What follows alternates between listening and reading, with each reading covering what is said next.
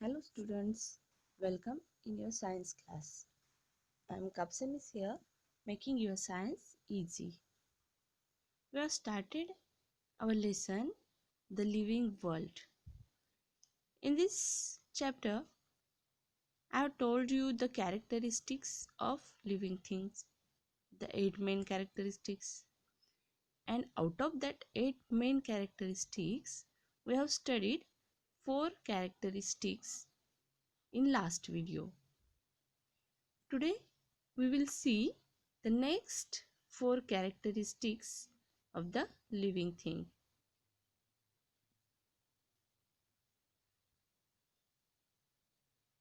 Before that, I will tell you what we have seen.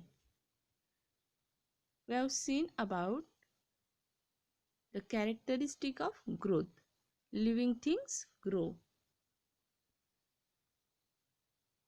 Growth in plants. Then we have seen living thing needs food to grow. We have seen the eating habits of animals and food taken by plant. Then we have seen about respiration. Living thing respires. I have told you different organs of respiration for different animals. Then we have seen excretion in living things. I have told you about the excretion of plants and excretion of animals.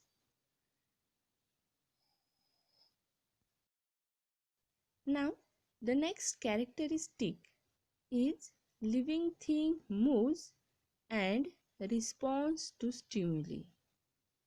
Living things move and responds to stimuli. We will see this. In some plants, we can see these plants give response to stimuli.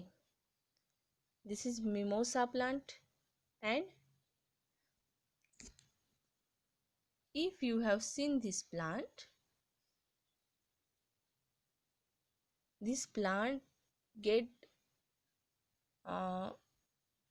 stimulus by the touch of human being or animals. Living things act in various ways when responding to stimuli. What is the stimuli? What is this give response? मतलब हम अगर किसी animal से किसी animal को मारते हैं तो वो गुस्सा हो जाता है, इसे बोलते हैं रिस्पॉन्स टू स्टिमुली. एक्शन का रिएक्शन, एक्शन का reaction. If you suddenly enter a cowshed, cows and buffaloes stand up, begin to move, one or more may even start moving. These are all movements. जब हम किसी cow shade में enter करते हैं, वहाँ पे cows, buffaloes, aux होते हैं, तो जैसे हम वहाँ पे एंटर करते हैं वो स्टैंड हो जाते हैं. बैठे हुए हैं तो वो स्टैंड हो जाते हैं. अपने एंट्री की वजह से उन्हें अलग फीलिंग आती है जिससे वो उनकी मूवमेंट स्टार्ट कर देते हैं. अगर उनका ओनर है, उन्हें मालूम है ये डेली हमें फीड करता है, तो वो आने से वो वेट करेंगे उनके फीड के बारे में, खाने के बारे में. Many of them start moving. वो जो आवाज़ निकालते हैं उनकी, उसे हम मूविंग बोलते हैं ना, तो वो मूव करेंगे. या फिर डिफरेंट मूवमेंट कर सकते हैं. वो ये बोलते हैं response to stimuli. A creeper plant in the courtyard leans towards a support. अब यही होता है प्लांट के बारे में भी। हमने अगर कोई क्रीपर प्लांट लगाया है, क्रीपर्स मालूम है आपको, पम्पकिन, वाटरमेलन, ये क्रीपर्स है ना।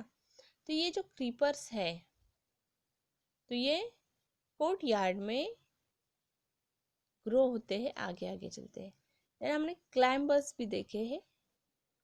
क्लाइंबर्स सपोर्ट पे ग्रो होने वाले प्लांट्स, जैसे मनी प्लांट है, बीन्स है, पी। तो ये जो क्लाइंबर्स है, ये क्या करते हैं, उन्हें जो सपोर्ट दिया जाता है, हम या तो स्टिक लगाते हैं उनके साइड में या फिर रोप लगाते हैं। तो ये क्लाइंबर्स उस सपोर्ट के ऊपर ग्रो होते हैं, सपोर्ट की तरफ आगे आगे ग्रो होते जाते हैं। ये रिस्पॉन्स टू स्टिमुले कैसे मालूम होता है उन्हें वहाँ पे रोप लगाई है और उसी पे ग्रो होना है? दूसरी तरफ नहीं ग्रो होते हैं, वो ज़्यादा उसी रोप पे ग्रो होते हैं। यस, क्योंकि वो लिविंग थिंग्स है, वो रिस्पॉन्स करते हैं। इट मीन्स अगर हमने कोई प्लांट लगाया है, घर के अंदर प्लांट लगाते हैं हम, और उस पॉटेड प्लांट को हम विंडो साइड में अगर रखेंगे तो उसकी ग्रोथ कहाँ पे होगी मालूम है? घर के अंदर के साइड को नहीं, उस विंडो के बाहर के साइड को होगी। क्यों? क्योंकि प्लांट को सनलाइट नेसेसरी होता है और वो सनलाइट लेने के लिए वो बाहर की तरफ ग्रो होगा। मीन्स उस प्लांट को भी मालूम है सनलाइट बाहर से है और वो बाहर की तरफ जाएगा। ये है response to stimuli. It means that plant to show movement, वो प्लांट भी मूवमेंट दिखाता है। Living things move of their own accord. Living things जो है वो अपने हिसाब से मूव करते हैं, किसी दूसरे के बोलने से वो मूव नहीं करते हैं, वो खुद से मूव करते हैं। The movement of the change taking place in the living things as such a time is their response to a stimulus. An event that occur in our surrounding is a stimulus. The ability of living thing to respond to stimulus is called their responsiveness to stimuli. What is responsiveness to stimuli? The ability of living thing to respond to a stimulus is called their responsiveness to stimuli. अगर कोई action करता है तो उसे वो reaction देते हैं, इसे बोलते हैं responsiveness to stimuli.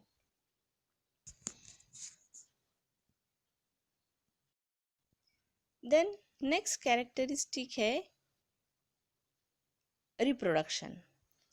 In living things reproduction occur.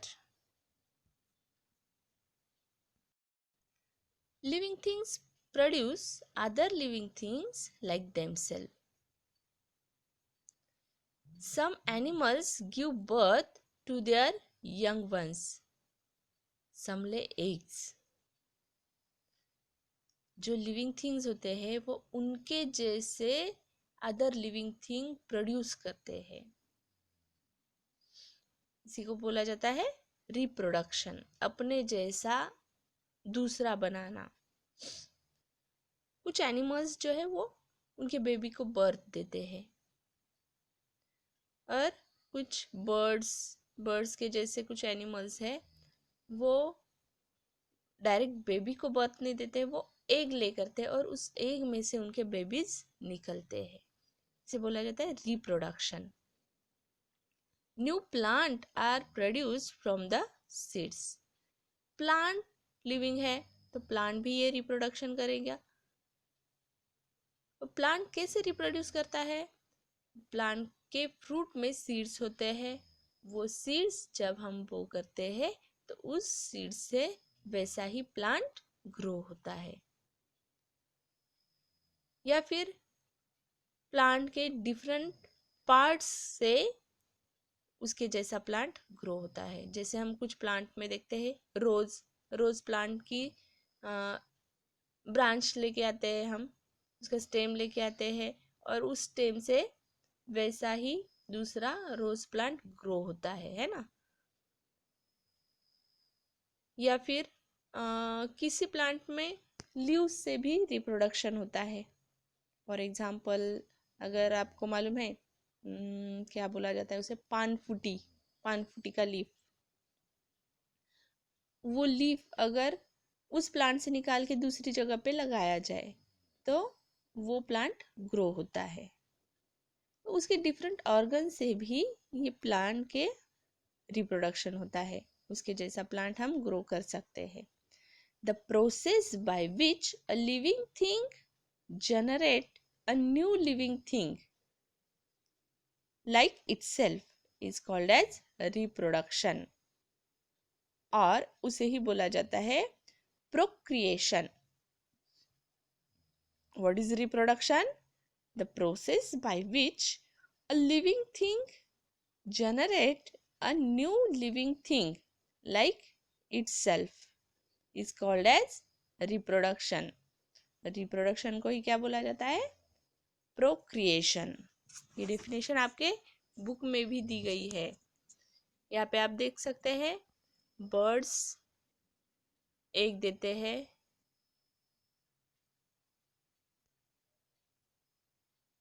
Then ये ब्रायोफाइलम, ये जो मैंने अभी बोला आपको पानफुटी, that is called bryophyllum in English. आपको अंडरस्टैंड हो इसलिए मैंने वो उसका मराठी हिंदी नेम बताया। ये लीव्स से ग्रो होने वाला plant. Then here you can see horse. Horse के फीमेल हॉर्स को क्या बोला जाता है? मेयर और उसका फोल। मेयर ने बर्थ दिया है फोल को। Then this is rose plant. Rose का स्टेम लगाया, उससे दूसरा रोज प्लांट ग्रो होता है। तो ये है reproduction in living things. It is the main characteristic of living things. और आपके इंफॉर्मेशन के लिए, जो आपके बुक में नहीं दिया है फिर भी मैं आपको बताती हूँ, ये जो रिप्रोडक्शन है ये बर्थ से ये रिप्रोडक्शन की एबिलिटी लिविंग थिंग्स में नहीं होती है। सर्टन एज तक वो लिविंग थिंग ग्रो होता है और उसके बाद उसमें ये रिप्रोडक्शन की एबिलिटी आती है। अडल्ट होने तक वो लिविंग थिंग ग्रो होता है और उसके बाद उसमें ये रिप्रोडक्शन की एबिलिटी आती है। ये बर्थ से नहीं होती है। The next characteristic is about lifespan. Living things have definite lifespan. Lifespan means time period of life. कितना कितना जीने वाला है, उसका जीवन कितना है। 100 years, 10 years, 1 month, 2 month, कितने साल वो जीने वाला है उसे बोलते हैं लाइफ स्पैन। लिविंग थिंग को डेफिनाइट लाइफ स्पैन होता है। हम देखते हैं प्लांट्स में ट्रीज जो है वो मेनी ईयर्स तक अलाइव रहते हैं। जैसे बनियान प्लांट है, वो सबसे ज़्यादा लाइफ स्पैन है उसकी। यहाँ पे आप देख सकते हैं एक ट्री दिखाया गया है। वो ट्री ग्रीन वाला ट्री, जैसे जैसे ईयर पास होते हैं वो ट्री शेड करने लगता है, उसके लीव्स को लीव्स शेड करता है और फिर एक दिन टूट जाता है, मे बी किसी स्टॉर्म में, या फिर कोई पर्सन उसे काट देगा, है ना। और उसके सीड से नया वाला प्लांट आ जाता है। यहाँ पे आप देख सकते हैं गोट गोट का लाइफ स्पैन दिया है उन्होंने। गोट ग्रो है, ये अडल्ट ग्रो गोट। फिर उस अडल्ट गोट को कीड़ कीड़ को रिप्रोड्यूस किया है उसने। अब यहाँ पे वो कीड़ वाला गोट, ये जो कीड़ है ये ग्रो हुए वाला दिखाया है इस पिक्चर में, लेकिन ये जो ब्लैक वाली गोट है ये यहाँ पे अब्सेंट है। यहाँ पे वो अब्सेंट है मीन्स उसका लाइफ स्पैन खत्म हो गया, वो मे बी डाई हो गई, है ना। और फिर ये जो गोट है इसका लाइफ स्पैन बताया, ये ग्रो होके अडल्ट होके दूसरे कीड को रिप्रोड्यूस करेगी, फिर ये भी एक दिन मर जाएगी, इसका भी लाइफ स्पैन खत्म हो जाएगा, है ना। तो the life span of living thing is definite. At a certain stage of life, living things become capable of reproduction. अभी जो बताया मैंने आपको, एक सर्टन पीरियड होता है, अडल्ट होने तक ये लिविंग थिंग्स रिप्रोड्यूस नहीं कर सकते, अडल्ट होने के बाद ही वो रिप्रोड्यूस कर सकते हैं, वो एबिलिटी अडल्ट होने के बाद आती है उनमें। Later on in life reproduction stage, their organ become weak and still later their life comes to an end. Reproduction के बाद उनके जो बॉडी के ऑर्गन्स होते हैं, बॉडी सिस्टम्स होते हैं, वो वीक होते जाते हैं और फिर वो जैसे जैसे ईयर पास होते हैं वो वीक बनते जाते हैं और वन डे वो डाई हो जाते हैं।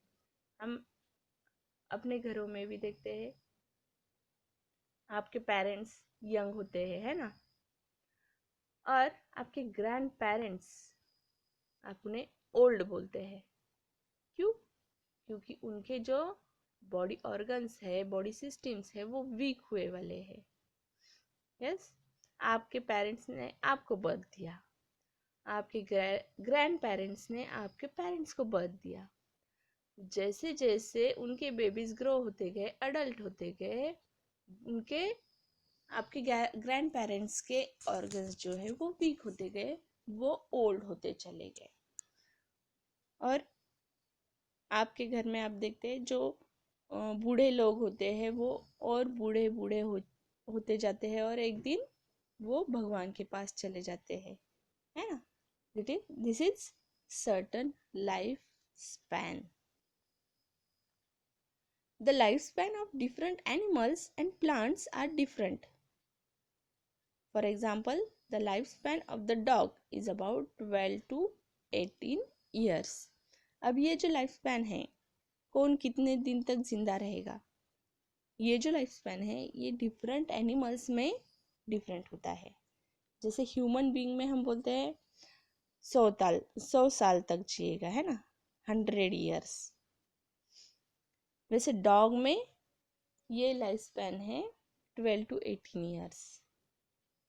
डॉग ज़्यादा से ज़्यादा 18 years तक वो अलाइव रह सकता है, उसके बाद वो मर जाता है। देन ऑस्ट्रिच में ये लाइफ स्पैन है फॉर 50 years।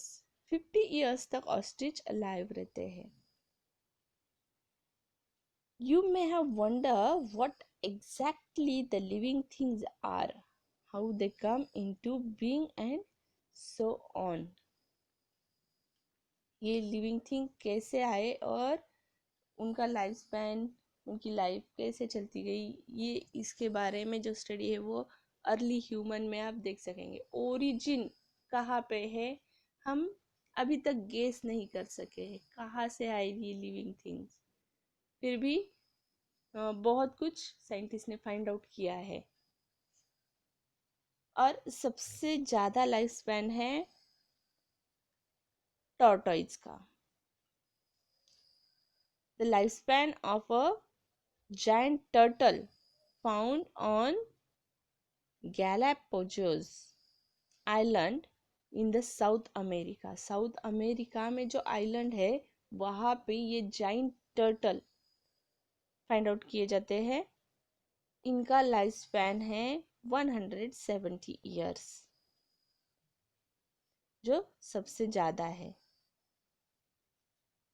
एनिमल्स में सबसे ज़्यादा लाइफ स्पैन इस जाइंट टर्टल का है। और आपको बताओ, जैसे जैसे ईयर पास होते जा रहे हैं ये लाइफ स्पैन कम होता जा रहा है। पहले लोग बोलते थे ह्यूमन बीइंग 100 ईयर्स तक अलाइव रहते हैं, अब ये लाइफ स्पैन कम हो गया। अब आप देखते हैं 100 ईयर तक बहुत ही कम लोग रहते हैं, 1 या 2 लोग बहुत जल्दी मर जाते हैं। 70-80 ईयर्स के आसपास उनका लाइफ स्पैन हो गया है।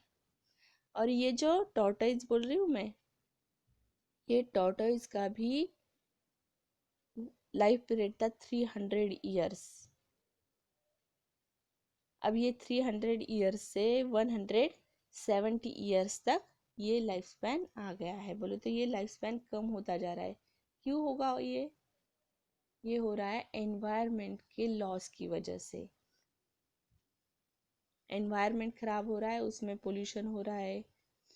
हम देखते हैं आपके घर में भी पेरेंट्स बोलते होंगे अब पहले जैसा धान नहीं आता है, सब मिलावट है, प्योर कुछ भी नहीं आता है ना। हाइब्रिड है, सब कुछ हाइब्रिड है, प्योर वाला कुछ नहीं है। तो ये जो लो क्वालिटी का फास्ट ग्रोइंग के लिए फर्टिलाइजर्स वो हम यूज़ करते हैं, इसके लिए ये क्वालिटी जो है खाने की, फूड की, वो लो होती चली गई है। और उसकी वजह से एनिमल में, ह्यूमन बीइंग में स्ट्रेंथ कम होती जा रही है और उनका लाइफ स्पैन भी कम होता जा रहा है।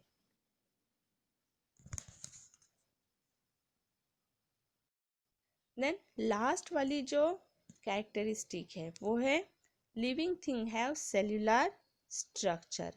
Living things have cellular structure. अब क्या है ये सेल्यूलर स्ट्रक्चर देखेंगे। एनिमल्स जो है वो बनते हैं सेल से। एनिमल्स या फिर प्लांट्स, लिविंग थिंग्स बनते हैं सेल से। Living things are made of small unit called cell. सबसे स्मॉल वाला यूनिट जो है बॉडी में का, किसी भी लिविंग थिंग के बॉडी में का, वो है सेल। यहाँ पे आपको मैंने एक पिक्चर दिखाया है, ये है अमीबा। ये अमीबा है unicellular animal. Unicellular means what,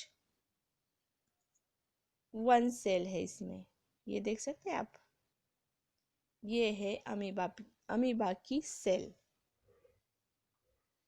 एक ही सेल होती है अमीबा में, और हमारे बॉडी में ऐसे मिलियंस ऑफ सेल्स हैं। यस, ये दूसरा एग्जांपल दिया है मैंने, पैरामेशिया। पैरामेशियम, वन है तो पैरामेशियम, बहुत सारे है तो पैरामेशिया। ये पैरामेशियम ये भी यूनिसेलुलर प्लांट है। ये प्लांट का एग्जांपल, ये एनिमल का एग्जांपल। एनिमल और ये है plant. Unicellular animal and unicellular plant, one cell से बने हुए एनिमल, वन सेल से बनने वाला प्लांट। तो ऐसे ही बाकी के एनिमल्स और प्लांट्स भी सेल से ही बने हैं, लेकिन उनमें ज़्यादा सेल्स होते हैं।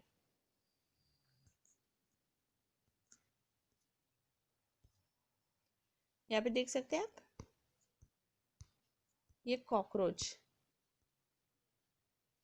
जो छोटा सा कॉकरोच अपने घर में घूमता है, इसके बॉडी में भी मेनी सेल्स होते हैं, बहुत सारे sales. All the actions and processes in the body of living thing are brought about with the help of these microscopic cell। अपने बॉडी के जो पूरे एक्शंस चलते हैं, किससे किससे करते हैं हम अपने एक्शंस? अपने ऑर्गन्स से। और अपने ऑर्गन्स जो है वो डिफरेंट मेनी सेल से बनते हैं। क्या क्या फॉर्मूला है देखो, सेल से बहुत सारे सेल का बन जाता है tissue. A group of cell is called as tissue. Cell के ग्रुप से बनता है टिश्यू, और मेनी टिश्यू जब ज्वाइन होते हैं तब बनता है ऑर्गन। अब ये छोटा वाला लेग भी जब जो हम देखते हैं इस कॉकरोच का, इस लेग में मेनी टिश्यूज है, और वो टिश्यू किससे बने हैं? सेल से। यस, तो हम बोल सकते हैं अपने जो भी लाइफ प्रोसेसेस हैं वो किसकी हेल्प से चलते हैं? सेल की हेल्प से। कि सेल से ही टिश्यू बना है, टिश्यू से ही ऑर्गन्स बने हैं, और इस ऑर्गन के हेल्प से ही हम डिफरेंट प्रोसेसेस कर सकते हैं, जैसे रिस्पायरेशन है, एक्सक्रीशन है, ब्रीदिंग है, देन ईटिंग फूड है। ये जो पूरे एक्शंस होते हैं बॉडी में वो पूरे इन सेल की वजह से ही चलते हैं। Some living things are made of single cell, these are called as unicellular organism. जो मैंने अभी आपको बताए हैं, ये amoeba and paramecium, these are the unicellular organism. On the other hand, the living things that are made of many cells are called multicellular organism. और जिस animals में, जिस लिविंग थिंग्स में मेनी सेल्स होते हैं उन्हें बोला जाता है मल्टी सेलुलर ऑर्गेनिज्म। अगर आपको एग्जाम्पल पूछे जाए, give example of unicellular organism, तो कौन से एग्जाम्पल है?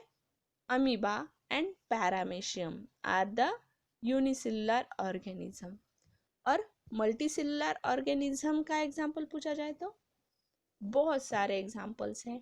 कॉकरोच है, ये यहाँ पे दिखाया गया है, पिजन, एलिफेंट, और सिर्फ इतना ही नहीं, जो भी एनिमल्स हम देखते हैं, जो भी बिग वाला एनिमल्स, स्मॉल वाला एनिमल्स जिसे हम देख सकते हैं, वो सभी मल्टीसेलुलर ऑर्गेनिजम्स है, मल्टीसेलुलर लिविंग थिंग्स है।